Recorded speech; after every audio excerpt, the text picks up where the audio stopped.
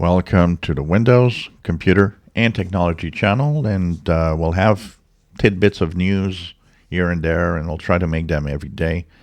The tidbit of news for today, Tuesday, January the 25th, 2022, the chip shortage problem. So this has been going on since the pandemic has started, as a lot of things have been kind of shuffled up. So the chip shortage comes from multiple factors.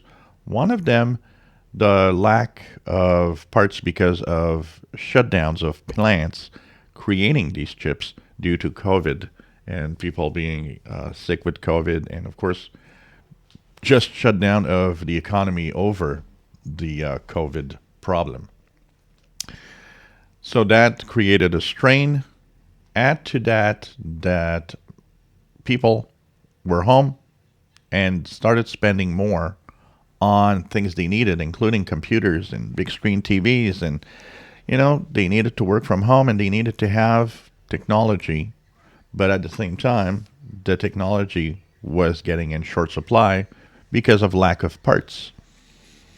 And all of that is still being strained. All of that is not catched up also with the reality and the demand.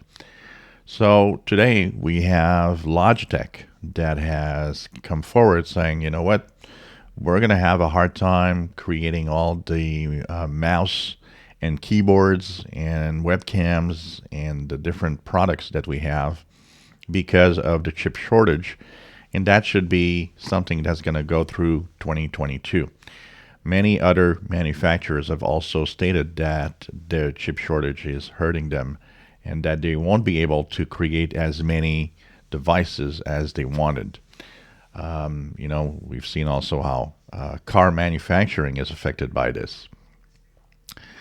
One of the things that is predicted, though, is that the chip shortage should actually get better by 2023. So by the end of this year, most manufacturers expect that the chip shortage will possibly be in the past.